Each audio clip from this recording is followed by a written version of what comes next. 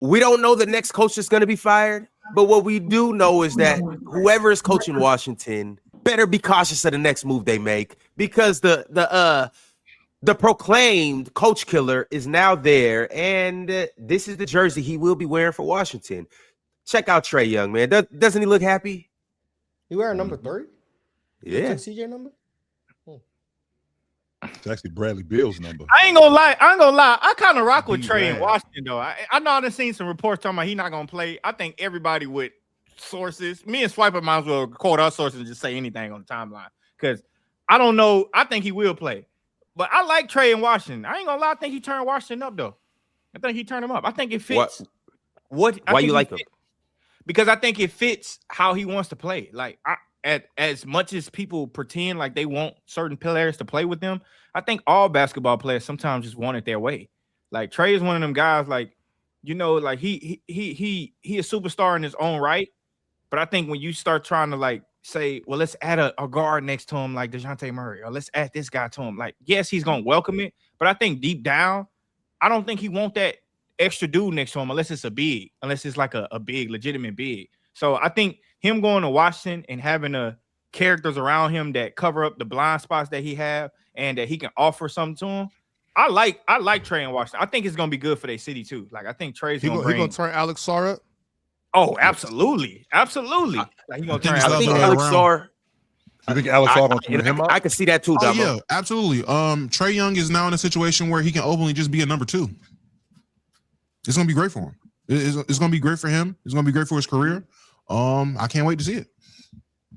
Damo. To be honest with y'all, I don't. What do you mean? I wish I could say I hate Alex Sarr is the number 1. A lot of y'all Sarr's listen to number Damo. A lot of y'all listen to Damo and think that he be trolling, but like in this particular situation, I love Alex Sarr. I think he's a franchise player. I think they should build that unit around. Well, now it's Trae, but I've been said that.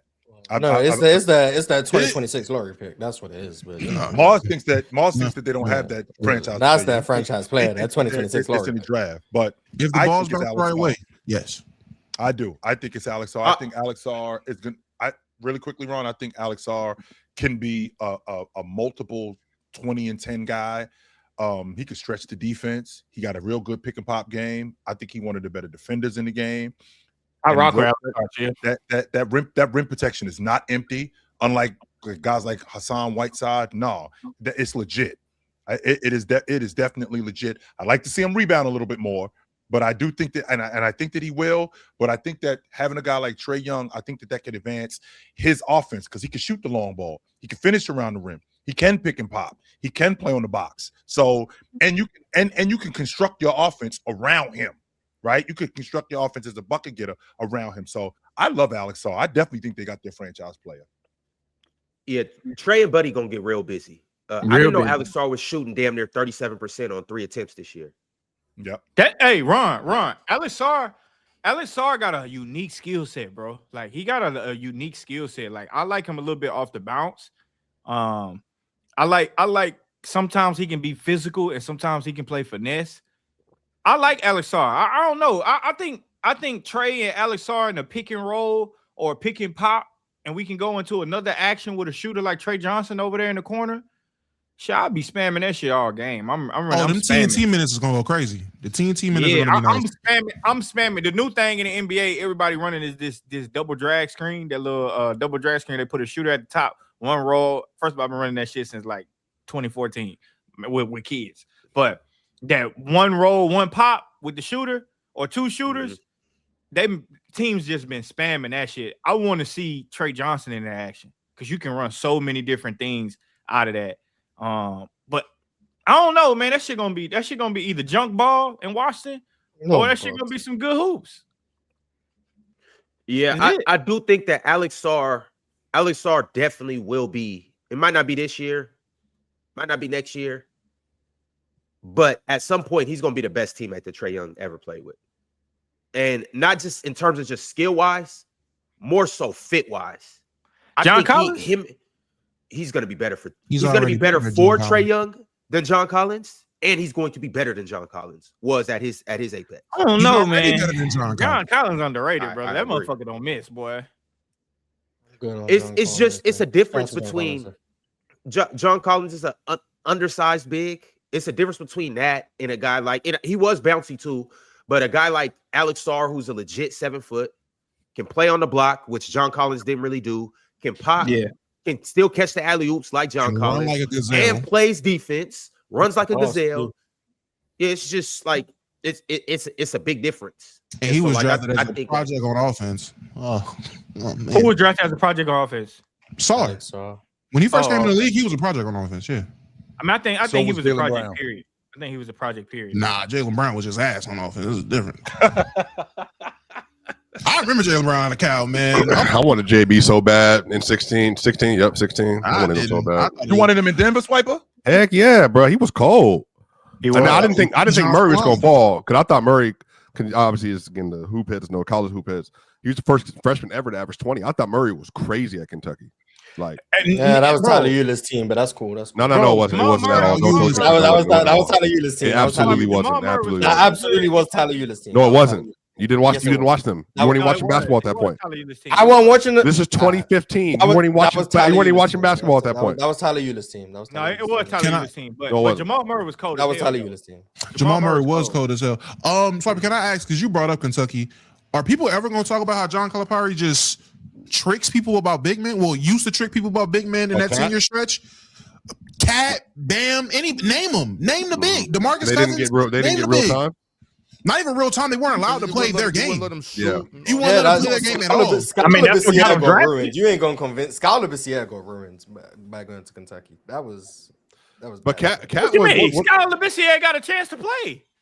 That was. He was coming. He was the number 1 recruit. Ended up coming off the bench and was playing very limited minutes because his good for him. Because I think the reason because he was a finesse big and he wasn't the rim running type. He was more face up. What did Skylar Bissiere get drafted? 28. That was probably good for him. No, it wasn't. He was a somewhere else. 3 recruit. He could have went higher. He should have took that shit to Arizona. I'm not saying he should have gone top 5. I'm saying him going to Kentucky was probably a bad decision for him where he went to school. Just like Cam Reddish going to Duke. He ended up coming off the bench. Like, we don't need to rewrite what was going on with Skylar Bissiere. Alex Sarr came off the bench too a little bit. But Skylar Bissiere was not meant to be coming off the bench. Skylar Bissiere went there. He was their prized recruit. That's what he was. Yeah, Mars, until the season, until workout started. All right, and then you realize he was getting bullied and punished by them other dudes. Yeah, but he's a finesse. Like, that's my point. But in a different situation, I'm not saying Skylar Bissiere was treated wrongfully. I'm saying he didn't fit what Coach Calipari wanted, and that hurt his career. That's all I'm like. Sometimes a coach just doesn't fit you. Yeah, like that's not a knock to Coach Cal. Coach Cal has had a lot of success. I'm not diminishing his legacy as a college coach, but it didn't fit Skylar Bissiere. And I think his career went the wrong way after making what I would deem a bad decision. Didn't he average 10 with 10 points a game that season? I don't know what he averaged, but I can remember vividly watching that season because he was there with Willie Cauley-Stein. Yeah. I remember being with my dad watching Kentucky play thinking, yo, this Willie guy is really nice. Like, thinking Willie was their best big. And maybe that was just our eyes being wrong. Willie was a leaper, all kinds of stuff. He played that role very well. The role that Kyle wanted him to play, that's how he played. So it fit better for him. Got him to the NBA. But he got him to the NBA. He got him picked high, too. No, but remember, Damo, these guys are playing, they're playing versions of games that they just don't play. Like, DeMarcus Cousins talked about it. He was lied to. That's what I'm talking about. DeMarcus Cousins literally said flat out, he was lied to when he went to Kentucky. Like, he was told he would be able to play his game. He got there, and he's rim running. Like, he's not playing anything like he was told he would be able to play. And I wouldn't be surprised. I'm about to say, wouldn't be surprised if it happened to every other big that went there that was a skillful big. Now, I agree. It did get them to the league, and it may have helped them or whatever it was. But at that time, I'm just saying that's just crazy to me thinking back for a whole decade. Big men who had phenomenal skill sets, it was not shown. And then we're shocked when they go to the NBA. And then they can do everything. It's just remember we got a chance to see Jordan. We got a chance to see more of Jared Sullinger at Ohio State than we did from Carl Anthony Towns.